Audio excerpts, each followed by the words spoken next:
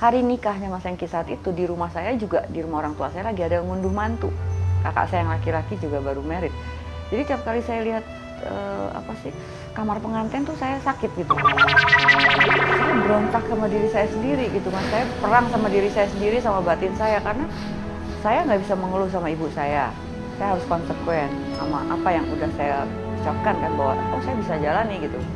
Tapi sebetulnya pada awal dia mau nikah itu kan saya yang masukin pakaiannya, bukan saya puji diri saya hebat ya Mas, enggak, tapi itu bertentangan sama hati saya gitu.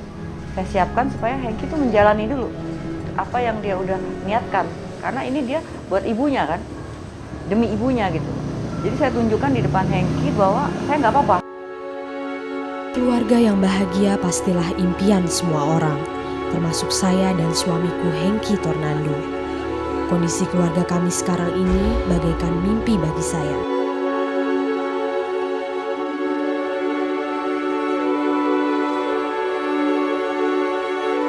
Saya pernah mengalami kegagalan dalam kehidupan perkawinan. Pernikahan pertama saya yang membuahkan 2 orang anak perempuan hanya bertahan selama 8 tahun.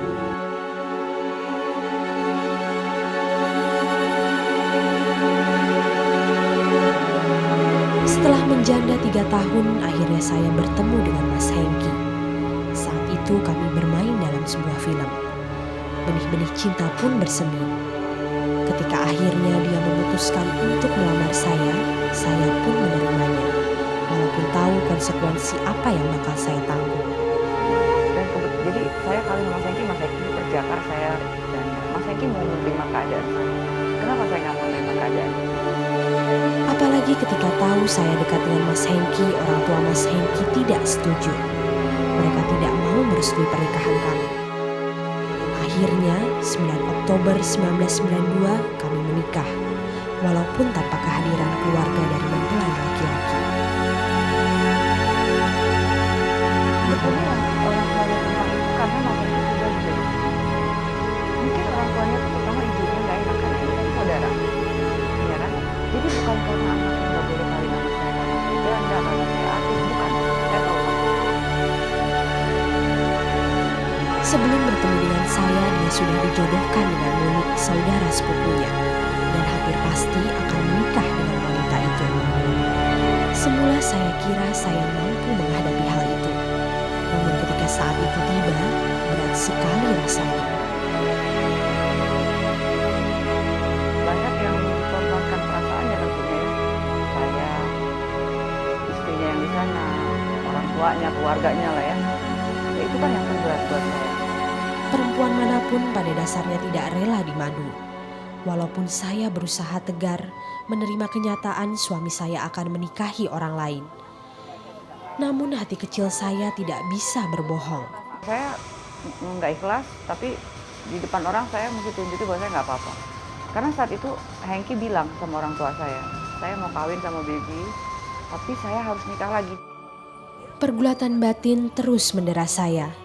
Di satu sisi saya harus menerima konsekuensi pilihan saya yang tetap menerima Mas Hengki, walaupun ia telah jelas-jelas mengatakan akan memadu saya. Di sisi lain saya hanyalah perempuan biasa yang tidak rela membagi suami saya dengan perempuan lain. Tekanan batin semakin mendera saat mendekati hari pernikahan suami saya.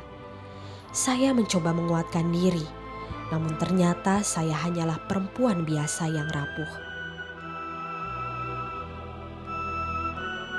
Aduh sedih Mas, sakit hati, kecewa. Dari Jawa tuh dia telepon. Sampai dia mau nikah pun malamnya dia masih telepon saya.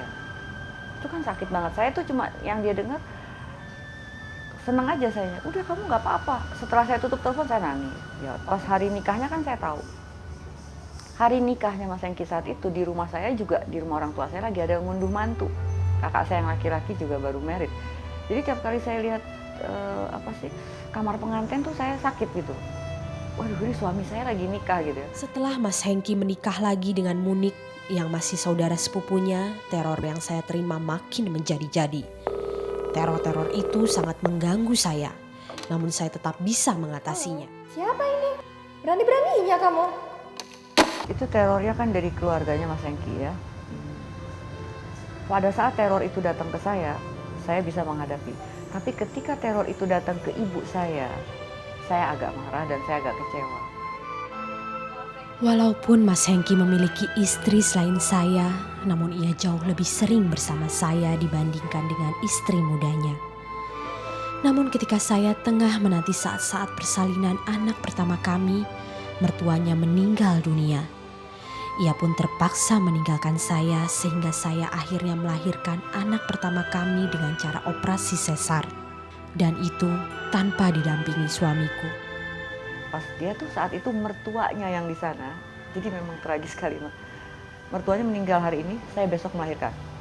Mertua laki yang di sana ya, jadi waduh, saya mesti kasih tahu. Jadi saya melahirkan tuh tidak ada suami saya. Ya pada saat itu ya, tuh gara-gara ini jadi ini meninggal. Semuanya lupa bahwa ada Tuhan gitu saat itu. Main salah menyalahkan ya. Tapi ya keluarga saya alhamdulillah bahwa saya dikasih tenang gitu, nggak apa-apa. 2 hari kemudian baru Mas Hengki lihat saya di rumah sakit. Tapi ada hikmah di balik semua itu. Setelah bayi kami Nazelia Hussein lahir, kebencian orang tua Mas Hengki mulai luluh. Mereka mulai bisa menerima saya. Saya menganggap hal ini sebagai permulaan yang baik. Sampai akhirnya saya bisa bersahabat dengan mertua perempuan saya.